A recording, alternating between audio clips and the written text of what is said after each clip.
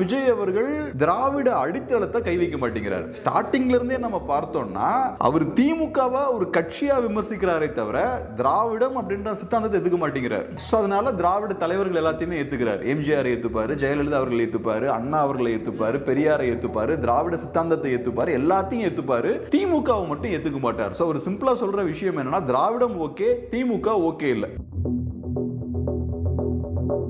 விஜய் அவர்களோட அரசியல் செயல்பாடு திமுகவுக்கு லாபம் தான். அவர் திமுக எதிர்த்து பேசுற மாதிரி இருந்தாலும் விஜய் அவர்களோட அரசியலால பாதிப்பு அதிமுகவுக்கு தான். ஏன்னா திமுக எதிர்ப்பு அரசியல் பேசினா அதிமுகவுக்கு தான் பாதிப்பு. இன்னைக்கும் அந்த விஷயத்தை தான் அவரு பண்ணாரு ஈரோட்லயும்.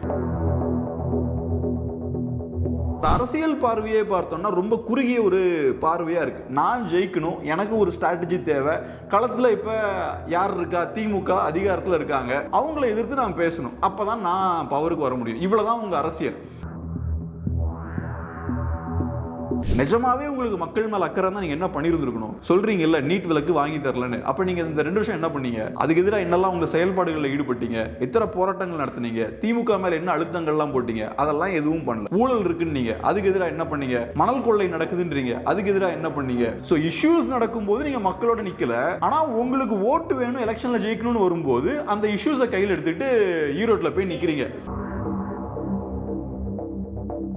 விஜய் அவர்கள் எந்தெந்த பிரச்சனைக்கு வெளியே வந்தாரு? ஒரு சிம்பிள் கேள்வி கேட்கிறேன். அவர் ஈரோடுக்கு வர முடியுது, கரூருக்கு போனாரா? சரி ரைட், கரூர்ல அந்த சம்பவம் நடந்து முடிஞ்சிருச்சு. மகாபலிபுரம்ல நினைக்கிறேன் ஒரு மீட்டிங் ஒன்னு ஆர்கனைஸ் பண்றீங்க. அங்க நீங்க அந்த மக்களை பத்தி பேசுறீங்களா? அந்த மக்களுக்கு ரெஸ்பெக்ட் கொடுக்குறீங்களா? உங்களை பார்க்க வந்த 41 பேர் இறந்திருக்காங்க. அப்ப நீங்க குறைந்தபட்சம் என்ன பண்ணணும்? அந்த மக்களுக்கு ஒரு அங்கீகாரத்தை கொடுக்கணும், ஒரு ரெஸ்பெக்ட் கொடுக்கணும். ஒரு கண்ணீர் அஞ்சலி, கேண்டில் லைட்டோட, போட்டோஸோட ஏதாவது ஒண்ணு பண்ணிருக்கலாம்ல. அது கூட நீங்க பண்ணல. இன்னைக்கு ஃபர்ஸ்ட் டைமா நீங்க தமிழ்நாட்டுல ஒரு பெரிய பப்ளிக் மீட்டிங் நடத்துறீங்க. அந்த சம்பவம் நடந்ததுக்கு அப்புறம் அதை பத்தி நீங்க கொஞ்சம் பேசலாம்ல. எஃப்டி பாலிடிக்ஸ் நேயர்களுக்கு வணக்கம். இன்னைக்கு நம்ம கூட ஜர்னலிஸ்ட் கேப்ரியல் சார் இருக்காரு, அவர் கூட பேசுவோம். வணக்கம் சார். வணக்கம். எப்படி இருக்கீங்க சார்? நல்லா இருக்கேன், நீங்க எப்படி இருக்கீங்க? ரொம்ப நல்லா இருக்கோம் சார். சார், விஜய் அவர்கள் இன்னைக்கு பேசுறப்போ தந்தை பெரியார் அவரை பத்தி சொன்ன ஒரு ஸ்டேட்மெண்ட், ஈரோடில் பிறந்த தந்தை பெரியார், ஈரோடின் கடப்பாறை அப்படின்னு சொல்லியிருந்தாரு. இப்போ எல்லாம் என்ன கொஸ்டின் பண்ண ஆரம்பிச்சிட்டாங்கன்னா, கொள்கை தலைவரோட ஹிஸ்டரி கூட விஜய் அவர்களுக்கு தெரியலையா அப்படின்ற மாதிரி கேள்வி கேட்டுட்டு இருக்காங்க. உங்களுக்கு எப்படி ஃபீல் ஆகுது சார்? அதான் இப்போ சீமான் அவர்கள் சில நாட்களுக்கு முன்னாடி பேசும்போது பிராமண கடப்பாறையை கொண்டு நாங்கள் திராவிடத்தை வீழ்த்துவோம் அப்படின்ற பொருளில் பேசினார் இல்லையா? ஸோ ஏறக்குறைய அதே அர்த்தத்தில் விஜயும் பேசுகிறாரு. பட் இதில் என்ன ஒரு வேடிக்கையான விஷயம் என்னென்னா, விஜய் அவர்கள் தன்னை ஒரு மாற்று அரசியலுக்கான சக்தியாக பார்க்குறாரு இல்லையா? நாங்கள் தமிழ்நாட்டில் மாற்று அரசியலை கொண்டு வர போகிறோம் அப்படின்றத அவர் பேசுகிறார். ஆனால் இங்கே அவர் கையில் எடுக்கக்கூடிய ஆயுதம் பார்த்தோம்னா பழைய ஆயுதமாக இருக்குது. ஸோ இங்கே ஏற்கனவே திராவிட ஆட்சி தான் நடந்துட்டு இருக்கு. ஸோ நீங்கள் மாற்றம் கொண்டு வரணும்னா சித்தாந்த மாற்றம் தேவை. திராவிடத்துக்கு மாற்ற வேற ஒரு சித்தாந்தத்தை கொண்டு வரணும். ஸோ நீங்கள் அதே பழைய சித்தாந்தத்தை தான் கையில் எடுக்கிறீங்க. நீங்கள் அதே திராவிடம், அதே பெரியாரியம், இந்த விஷயத்தை தான் நீங்கள் எடுக்கிறீங்க. ஸோ பெரிய சித்தாந்த ரீதியாக எந்த மாற்றமும் இல்லை. அப்புறம் இன்னொரு முக்கியமான விஷயம் என்னன்னா, விஜய் அவர்கள் திராவிட அடித்தளத்தை கை வைக்க மாட்டேங்கிறார். ஸ்டார்டிங்ல இருந்தே நம்ம பார்த்தோம்னா அவர் திமுகவை ஒரு கட்சியா விமர்சிக்கிறாரே தவிர திராவிடம் அப்படின்ற சித்தாந்தத்தை ஏத்துக்க மாட்டேங்கிறார். சோ அதனால திராவிட தலைவர்கள் எல்லாத்தையுமே ஏத்துக்கிறார். எம்ஜிஆர் ஏத்துப்பாரு, ஜெயலலிதா அவர்கள் ஏத்துப்பாரு, அண்ணா அவர்களை ஏத்துப்பாரு, பெரியாரை ஏத்துப்பாரு, திராவிட சித்தாந்தத்தை ஏத்துப்பாரு, எல்லாத்தையும் ஏத்துப்பாரு. திமுகவை மட்டும் ஏத்துக்க மாட்டார். ஸோ ஒரு சிம்பிளா சொல்ற விஷயம் என்னன்னா, திராவிடம் ஓகே, திமுக ஓகே இல்லை. ஸோ சிஸ்டமிக் சேஞ்சுமாங்கல்ல, அதுக்கான ஒரு அரசியல் கட்சியா தாவேகா இல்லை. ஸோ அந்த அந்த திராவிட அடித்தளத்தில் கை வச்சிடக்கூடாதுன்றதுல விஜய் ரொம்ப கவனமாக இருக்கார் ஸ்டார்டிங்ல இருந்து. நான் ஏற்கனவே சொல்லியிருக்கேன், பழைய இன்டர்வியூஸ்லையும் பேசியிருக்கேன், விஜய் அவர்களோட அரசியல் செயல்பாடு திமுகவுக்கு லாபம் தான். அவர் திமுக எதிர்த்து பேசுகிற மாதிரி இருந்தாலும் விஜய் அவர்களோட அரசியலால பாதிப்பு அதிமுகவுக்கு தான். ஏன்னா திமுக எதிர்ப்பு அரசியல் பேசினா அதிமுகவுக்கு தான் பாதிப்பு. இன்னைக்கும் அந்த விஷயத்தை தான் அவர் பண்ணார் ஈரோட்லையும். அதை பண்றது மட்டும் இல்லாம சித்தாந்த ரீதியா திமுகவுக்கு எந்த பாதிப்பும் ஏற்பட்டுறக்கூடாது. திமுகவோட ஐடியாலஜிஸ் இருப்பாங்கல்ல, பெரியாரா இருக்கலாம், அண்ணாவா இருக்கலாம். ஸோ திமுகவோட இந்த ஐடியாலஜியையும் நம்ம பாதுகாக்கணும். அதுவும் குறிப்பா சீமான் மாதிரியான ஆட்கள் அவங்களை அட்டாக் பண்ணும்போது அதை கூட அனுமதிக்க கூடாது. ஸோ சீமான் அவர்கள் திராவிடத்தை தாக்குறாருன்னா அப்ப இங்க உள்ள புகுந்து இல்ல பெரியார் தான் முக்கியன்றதை நிறுவுறதுக்கு விஜய் இப்போ உள்ள வரார்.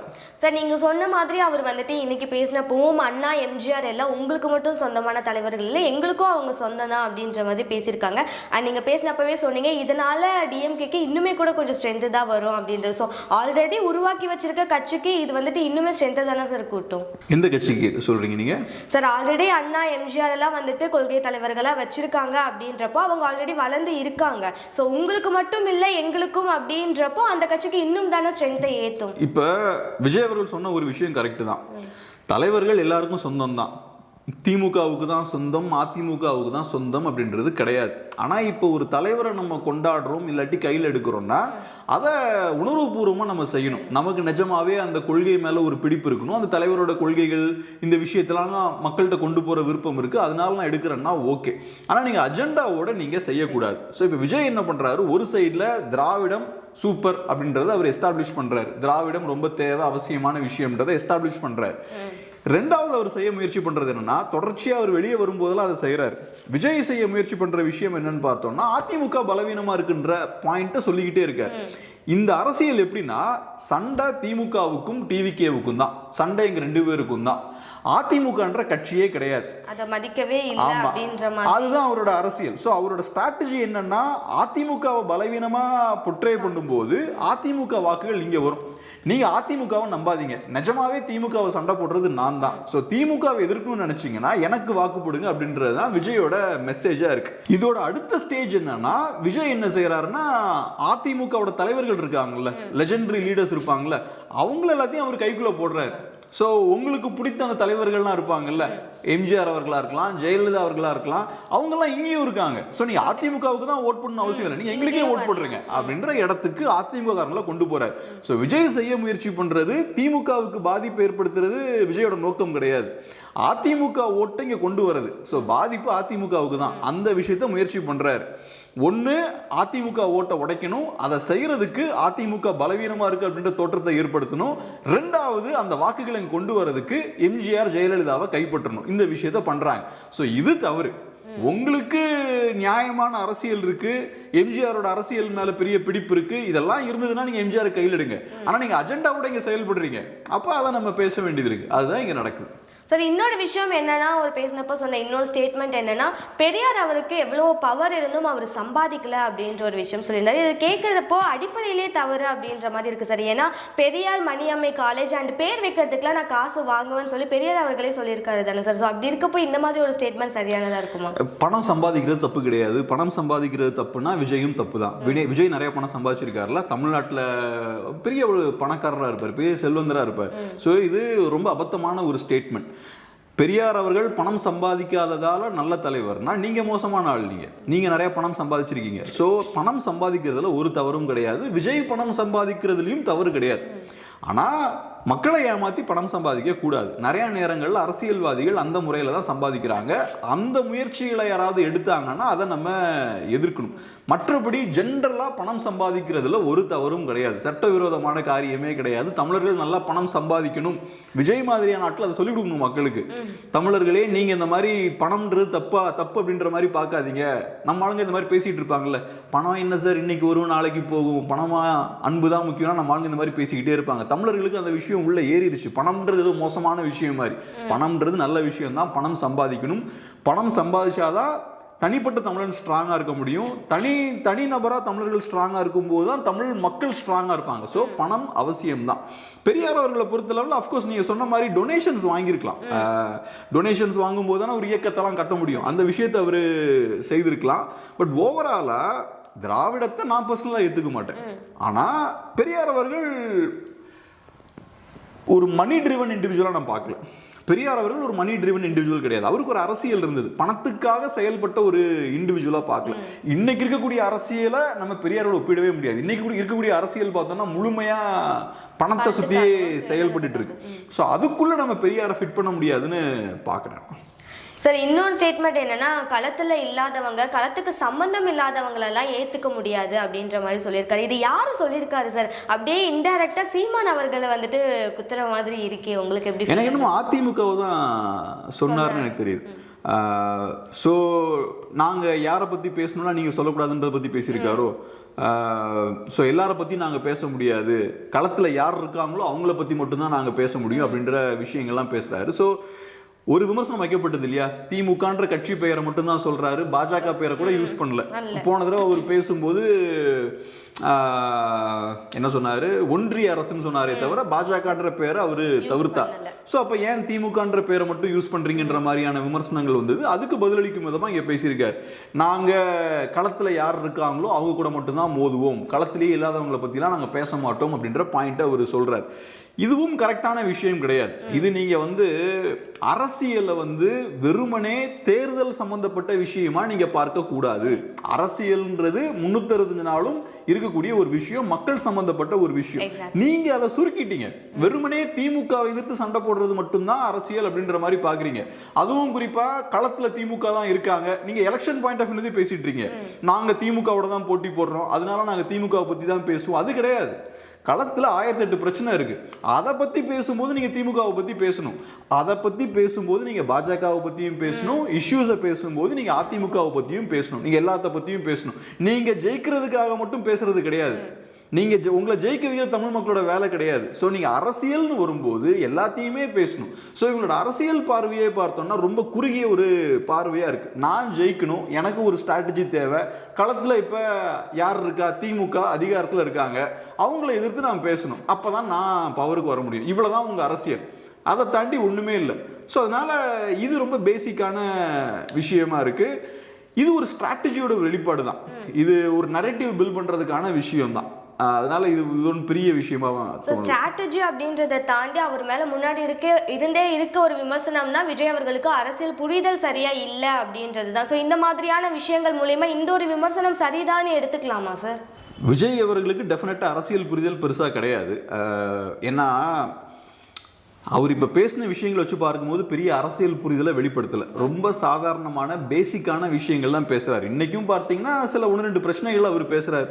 மணல் கொள்ள பிரச்சனை இருக்குன்றாரு, அதே மாதிரி நீட் பிரச்சனையை பற்றி பேசுகிறாரு, ஊழல் இருக்குன்றாரு. இந்த மாதிரியான பேசிக்கான பிரச்சனைகள் பேசுகிறார். இப்போ நான் என்ன சொல்லுவேன்னா, அரசியல் புரிதல் உங்களுக்கு பெருசாக இல்லை, ரைட், ஆனால் அது ஒரு பெரிய குற்றம் கிடையாது. அதை நீங்கள் கொஞ்சம் ஓரளவுக்கு கற்றுக்கலாம், ஓரளவுக்கு நீங்கள் சரிப்படுத்திடலாம். ஆனால் உங்களுக்கு இன்டென்ஷன் இருக்கணும், மக்களுக்கு நல்லது செய்யணும் அப்படின்ற இன்டென்ஷன் இருக்கணும். உங்களுக்கு பெரிய அரசியல் புரிதல் இல்லைனாலும் மக்களுக்கு நல்லது செய்யணுன்ற இன்டென்ஷன் இருந்தா ஏதோ ஒன்று நீங்க கத்துப்பீங்க. ஆனால் உங்களோட செயல்பாடை பார்க்கும்போது ரொம்ப டிஃப்ரெண்டா இருக்கே. கரெக்டாக எலெக்ஷன் கிட்ட வரும்போது தான் வெளியே வரீங்க, வெளியே வரும்போதும் ரொம்ப ஸ்பெசிஃபிக்கா ஒவ்வொரு ஊர்லயும் பார்த்தீங்கன்னா இதே அஜெண்டா தான். அதிமுகவை பலவீனமாக காட்டணும், திமுகவை நாங்கள் எதிர்க்கிறோன்ற இமேஜை மெயின்டைன் பண்ணணும், டிவிகே வர்சஸ் டிஎம்கேன்ற அந்த நரேட்டிவை செட் பண்ணணும்.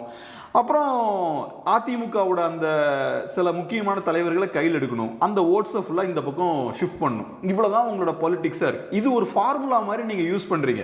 ஸோ மக்கள் மேலே உங்களுக்கு எந்த அக்கறையுமே இல்லை, எலெக்ஷனில் ஜெயிக்கணுன்ற ஒரே நோக்கத்தோட இந்த மாதிரியான விஷயங்கள் பண்ணுறீங்க. நிஜமாவே உங்களுக்கு மக்கள் மேலே அக்கறை தான் நீங்கள் என்ன பண்ணியிருந்துருக்கணும். சொல்கிறீங்க இல்லை நீட் விலக்கு வாங்கி தரலன்னு, அப்போ நீங்கள் இந்த 2 வருஷம் என்ன பண்ணீங்க? அதுக்கு எதிராக என்னெல்லாம் உங்கள் செயல்பாடுகளில் ஈடுபட்டீங்க? எத்தனை போராட்டங்கள் நடத்துனீங்க? திமுக மேலே என்ன அழுத்தங்கள்லாம் போட்டீங்க? அதெல்லாம் எதுவும் பண்ணல. ஊழல் இருக்குன்னு நீங்க, அதுக்கு எதிராக என்ன பண்ணீங்க? மணல் கொள்ளை நடக்குதுன்றீங்க, அதுக்கு எதிராக என்ன பண்ணீங்க? ஸோ இஷ்யூஸ் நடக்கும்போது நீங்க மக்களோட நிக்கல, ஆனா உங்களுக்கு ஓட்டு வேணும், எலெக்ஷன்ல ஜெயிக்கணும்னு வரும்போது அந்த இஷ்யூஸை கையில் எடுத்துட்டு ஈரோட்டில் போய் நிக்கிறீங்க. அப்போ உங்களை ஜெயிக்க வைக்கிறதா இங்க மக்களோட பிரச்சனையா? மக்களோட பிரச்சனை வேற.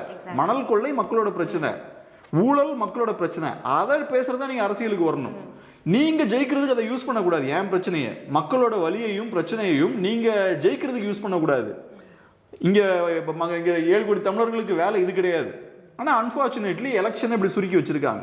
சார் நீங்கள் சொன்ன மாதிரி அவர் பேசுகிறப்பவும் கூட மக்களுக்கு ஒன்றுனா இந்த விஜய் நிற்பேன் அப்படின்ற மாதிரி பேசியிருந்தாரு.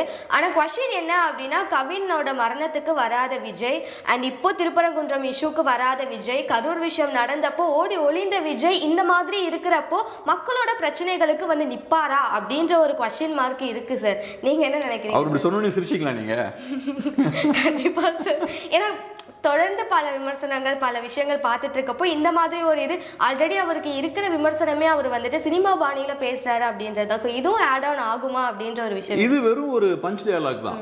விஜய் அவர்கள் எந்தெந்த பிரச்சனைக்கு வெளியே வந்தாரு? ஒரு சிம்பிள் கேள்வி கேட்கிறேன். கரூருக்கு அவர் போனாரா? அவர் ஈரோடுக்கு வர முடியுது, கரூருக்கு போனாரா? எங்கெல்லாமோ போறாரு, கரூருக்கு அவர்னால போக முடியல. சரி ரைட்டு, கரூரில் அந்த சம்பவம் நடந்து முடிஞ்சிருச்சு. அதுக்கப்புறம் நீங்கள் என்ன பண்ணுறீங்க, தமிழ்நாட்டிலே நீங்கள் மகாபலிபுரம்னு நினைக்கிறேன் ஒரு மீட்டிங் ஒன்று ஆர்கனைஸ் பண்ணுறீங்க. அங்கே நீங்கள் ஓப்பனாக பேசுகிறீங்களா, அந்த மக்களை பற்றி பேசுகிறீங்களா, அந்த மக்களுக்கு ரெஸ்பெக்ட் கொடுக்குறீங்களா? உங்களை பார்க்க வந்த 41 பேர் இறந்துருக்காங்க. அப்போ நீங்கள் குறைந்தபட்சம் என்ன பண்ணணும், அந்த மக்களுக்கு ஒரு அங்கீகாரத்தை கொடுக்கணும், ஒரு ரெஸ்பெக்ட் கொடுக்கணும். ஒரு கண்ணீர் அஞ்சலி, கேண்டில் லைட்டோட ஃபோட்டோஸோட ஏதாவது ஒன்று பண்ணியிருக்கலாம்ல, அது கூட நீங்கள் பண்ணல. இன்னைக்கு ஃபர்ஸ்ட் டைமாக நீங்கள் தமிழ்நாட்டில் ஒரு பெரிய பப்ளிக் மீட்டிங் நடத்துறீங்க அந்த சம்பவம் நடந்ததுக்கப்புறம். அதை பற்றி நீங்கள் கொஞ்சம் பேசலாம்ல. ஸோ நீங்கள் உங்களுக்காக இறந்தவர்களையே கொஞ்சம் கூட நீங்கள் மதிக்கல. அப்படி ஒரு விஷயமே நடக்கலைங்க, எனக்கும் அதுக்கும் சம்மந்தமே கிடையாதுங்க அப்படின்ற மாதிரி தான் நீங்கள் டீல் பண்ணுறீங்க. அந்த சாப்டர் அப்படியே எரேஸ் பண்ண பார்க்குறீங்க, அப்படியே அழிக்க பார்க்குறீங்க. நல்ல தலைவர்களாக இருந்தால் அவங்களுக்காக தியாகம் பண்ணவங்கள கைவிடவே மாட்டாங்க. நீங்க என்ன பண்றீங்க, அப்படி ஒரு 41 பேர் கிடையவே கிடையாது அப்படின்ற மாதிரி சைலண்டா அப்படி தூக்கி போட்டீங்க அவங்க எல்லாத்தையுமே. இது காட்டக்கூடிய விஷயம் என்னன்னா, இது சினிமாக்காரங்களோட செல்ஃபிஷ்னஸ். இது சினிமா துறையில நிறைய பேருக்கு ரொம்ப செல்ஃபிஷான இந்த ஆட்டிடியூட் இருக்கும். ஏன்னா ஆக்டிங்னாலே என்ன, நான் என்ன மையப்படுத்தி இருக்கும், நான் ஹீரோவா இருக்கணும், என்னோட ஸ்கிரிப்ட் பயங்கரமா இருக்கணும், எனக்கு 4 பாட்டு வேணும், 4 ஆக்ஷன் சீன் வேணும், நான் ஒரு மாஸ் ஹீரோவா தெரியணும், எல்லாம் உங்களை சார்ந்தே யோசிச்சு பழகிருப்பீங்க. ஒரு ரசிகன் அங்கே கட் அவுட் வைக்க போகும்போது கீழே விழுந்தாங்கன்னா அவனை பற்றி யோசிக்க மாட்டீங்க, உங்களை பற்றி மட்டும்தான் யோசிப்பீங்க. ஒரு ரசிகர் அங்கே பாதிக்கப்படுறாருன்னா அதை அப்படியே கடந்து போய்கிட்டே இருப்பீங்க. மக்களுக்கும் ரசிகர்கள் மேலே பெரிய அக்கறை கிடையாது. அவங்க பாவம் பெரிய புரிதல் இல்லாதவங்க, படிக்காமல் டைமை வேஸ்ட் பண்ணிட்டு இருக்காங்க, லைஃப்பை வீணாக்கி நடிகர் படம் விட்டுருக்காங்க, அவங்களும் தூக்கி ஓரம் கட்டிட்டு போயிடுவாங்க. ஸோ அவங்கள யாருமே கண்டுக்க மாட்டாங்க, நீங்களும் கண்டுக்க மாட்டீங்க. ஸோ இங்கேயும் பார்த்தோம்னா உங்களுக்காக 41 பேர் இறக்குறாங்க. அரசியல் இப்படி ஒரு காரியம் நடந்ததே கிடையாது. இந்தியன் பொலிட்டிக்கல் ஹிஸ்டரியில் இப்படி ஒரு காரியம் நடந்தது கிடையாது. ஒரு பொலிட்டிக்கல் மீட்டிங்கு போய் 41 பேர் இறந்துருக்க மாட்டாங்க. இவ்வளோ பெரிய அசம்பாவிதத்தை நிகழ்த்திட்டு அது நடக்காத மாதிரி நீங்கள் தூக்கி போட்டு போறீங்க. நீங்கள் மற்றவனுக்கு பிரச்சனைனா வருவீங்க, சரி ரைட்டு வருவீங்கன்னு வச்சுக்கோ. இது வரைக்கும் எத்தனை பிரச்சனைக்கு வந்தீங்க? இது வரைக்கும் ஒரு பிரச்சனை கூட வந்தது கிடையாது. ஸோ அதனால கூச்சமே இல்லாமல் ஸ்டேஜில் நின்று எல்லா பிரச்சனைக்கும் நான் வருவேன், அதை பண்ணிடுவேன், இதை பண்ணிடுவேன்லாம் பேசும்போது என்ன தைரியம்னா, தமிழ் மக்கள் இதெல்லாம் கேட்க மாட்டாங்க, அந்த அளவுக்குலாம் யோசிக்க மாட்டாங்கன்னு ஒரு தைரியத்தில் அவர் பேசிட்டு இருக்காரு. ஆனா தெரியல சார், எல்லாம் இப்போ எல்லா மக்களுக்கும் எல்லாம் புரியிற நிலைமையில தான் இருக்கு. இது எத்தனை நாளுக்கு போகும் அப்படின்றது தெரியல. இன்னொரு விஷயம் என்ன சொல்லியிருந்தாரு அப்படின்னா, விஜயை வந்துட்டு முடக்க பாக்குறாங்க டிஎம்கே அப்படின்ற மாதிரி சொல்லியிருந்தாங்க. என்னோட கொஸ்டின் என்னன்னா, இப்போ நம்ம இவ்வளவு நேரம் பேசிட்டு இருந்தோம், அவர் எந்த விஷயத்துக்கும் வெளியே வர மாட்டாரு, செலக்டடா தான் வராரு அப்படின்றப்போ வெளியவே வராத ஒரு நபரை எப்படி முடக்க முடியும்? எனக்கு ஆச்சரியமான விஷயம் என்னன்னா, ஒரு நபர் ஒரு ஈவெண்ட்டை ஒரு கட்சியை ஆர்கனைஸ் பண்றாங்க, 41 பேர் இறந்துருக்காங்க, அதுக்கு ஒரு அக்கௌண்டபிலிட்டி இருக்கணும்ல, யாராவது பொறுப்பே இருக்கணும்ல. யாருமே பொறுப்பேற்காம கம்ஃபர்டபுளா விஜய் நெக்ஸ்ட் ஸ்டேஜுக்கு போயிட்டாரு. இவ்வளவு ஃப்ரீயா விஜய் யாருமே விட மாட்டாங்க. எப்படி இவ்வளவு ஃப்ரீயா அவரை விட்டுட்டு இருக்காங்கன்னு தெரியல. ஸோ ஸ்டார்டிங்லேயே அதுதான். இப்போ விஜய் அவர்கள் ரோட் ஷோ போகும்போது அந்த ரோட் ஷோவால் மக்களுக்கு ஏகப்பட்ட பிரச்சனை, இடையூறு ஏற்படுது, சாதாரண இயல்பு வாழ்க்கை பாதிக்கப்படுது, ஆம்புலன்ஸ் போக முடியல, டிராஃபிக் ஆகுது, ஏர்போர்ட் ப்ராப்பர்ட்டி டிஸ்ட்ராய் பண்ணுறாங்க, கடைகளை சேதப்படுத்துறாங்க, பக்கத்து வீடுகளில் ஏறி குதிக்கிறாங்க, கரண்ட் கம்பத்து மேலே ஏறுறாங்க, ஏகப்பட்ட பிரச்சனை, கடைகளை உடைக்கிறாங்க, இதெல்லாம் நடக்குது. இதெல்லாம் நடக்கும்போது விஜய்க்கு பர்மிஷன் கொடுத்துக்கிட்டே இருக்காங்க. அப்போவே அவரை ஸ்டாப் பண்ணியிருந்துருக்கணும். அப்போ அந்த 41 பேர் இறந்துருக்க மாட்டாங்க. அதுக்கப்புறம் பார்த்தா இப்போ இங்கே நிற்குது. இப்போ நீங்கள் சொல்கிறீங்க அவர் அப்படி சொன்னாருன்னு, அவரை முடக்க பார்க்குறாங்க. என்ன முடக்க பார்க்குறாங்க? அவரை ஃப்ரீயாக செயல்பட விட்டுட்டு இருக்காங்க. அவருக்கு ஒரு பிரச்சனை இல்லாமல் ஃப்ரீயாக செயல்பட விட்டுட்டு இருக்காங்க. இந்த மாதிரியான ஃப்ரீடம் யாருக்கும் கிடைச்சிருக்காது. விஜய்க்கு வெளியே வரதுல சிக்கல் இருக்கு. விஜய் பார்ட் டைம் பொலிட்டிஷியனா இருக்காரு, வாரத்துக்கு ஒரு தடவை 2 வாரத்துக்கு அவர் வெளில வந்துட்டு இருக்காரு. பிரச்சனை வரும்போது கம்ப்ளீட்டா ஓடி ஒளிஞ்சிடறாரு, வெளியே வரதில்லை. அது எனக்கு என்னமோ கவர்மெண்ட் அவர் நெருக்கிறாங்கலாம் தோணல. அவருக்கு அரசியல் பண்றதுல விருப்பம் இல்லை. நீங்க வெளியே வராம கூட 1000 அரசியல் பண்ணலாம். விஜய் மாதிரியான இன்ஃப்ளூயன்ஸ் இருக்கக்கூடிய ஒரு நடிகர் ஏகப்பட்ட வகையில் அரசியல் பண்ணலாம். நல்ல கருத்துக்களை நிறைய வழிகளில் நீங்க மக்கள்கிட்ட கொண்டு போகலாம். உங்ககிட்ட அந்த அளவுக்கு ஸ்ட்ரென்த் இருக்கு. கேட்கறதுக்கு எக்கச்சக்கமான மக்கள் சப்போர்ட் பண்றவங்களும் இருக்காங்க. ஆனா நான் அது எதுவும் பண்ண மாட்டேன். நான் 40,000 பேரை கூட்டுவேன். 40,000 பேரை கூட்டிட்டு அவங்கள 8 மணி நேரம் காக்க வைப்பேன். காக்க வச்சுட்டு 10 நிமிஷம் பேசி அனுப்பிடுவேன். அந்த 10 நிமிஷம் ஒழுங்கா பேசுவேனா? அதுவும் ஒழுங்கா பேச மாட்டேன். ஒரு பேப்பரை பார்த்து பேசுவேன். அதுலயும் 5 நிமிஷம் பச்சை டயலாக் தான் இருக்கும். மீதி ஒரு 4 நிமிஷம் தான் இஷ்யூஸ் இருக்கும். இஷ்யூஸையும் டீட்டெயிலா பேசுவேனா? இல்லை. அதுவுமே மேலோட்டமா ஒவ்வொரு இஷ்யூஸையும் படிச்சுட்டு போய்கிட்டே இருப்பேன். இந்த லெவலில் அவர் பேசிட்டு இருக்காரு. ஸோ இப்போ அதனால நினைத்தால் நிறைய விஷயங்கள் பண்ணலாம், பட் அது எதுவும் பண்ணல. ஏன் வெளியிலே உள்ளன்னு வச்சுப்போம், உங்களுக்கு இன்னும் எவ்வளோ ஆப்ஷன்ஸ் இருக்கு பண்றதுக்கு. மக்கள்கிட்ட ஒரு கருத்தை கொண்டு போகிறது உங்களுக்கு எவ்வளோ வழிகள் இருக்குது, ஆனால் அது எதுவும் பண்ணல. பார்ப்போம் சார் என்ன பண்ணுறாங்கன்னு. இப்போ வெளியே வரலன்னு சொல்லி இப்போ ஃப்ரீக்வெண்ட்டாக கொஞ்சம் வெளியே வர ஆரம்பிச்சிருக்காங்க, பேச ஆரம்பிச்சிருக்காங்க. அடுத்தடுத்து என்ன பண்ணுவாங்க? இப்போ வந்து விஜய் வெளியே வரலன்னுலாம் யாருமே கேட்கல. விஜய் வெளியே வந்தாலும் பிரச்சனை இல்லை, வீட்டுக்குள்ளே இருந்தாலும் பிரச்சனை இல்லை. அதெல்லாம் யாருக்குமே கவலை இல்லை. இங்கே சிக்கல் என்னன்னா, விஜய் மக்கள் அரசியல் பண்ணலன்றதான் கேள்வி. நீங்கள் ஒரு பொலிட்டீஷியன்னு சொல்லிக்கிட்டு மக்கள் அரசியல் பண்ணல.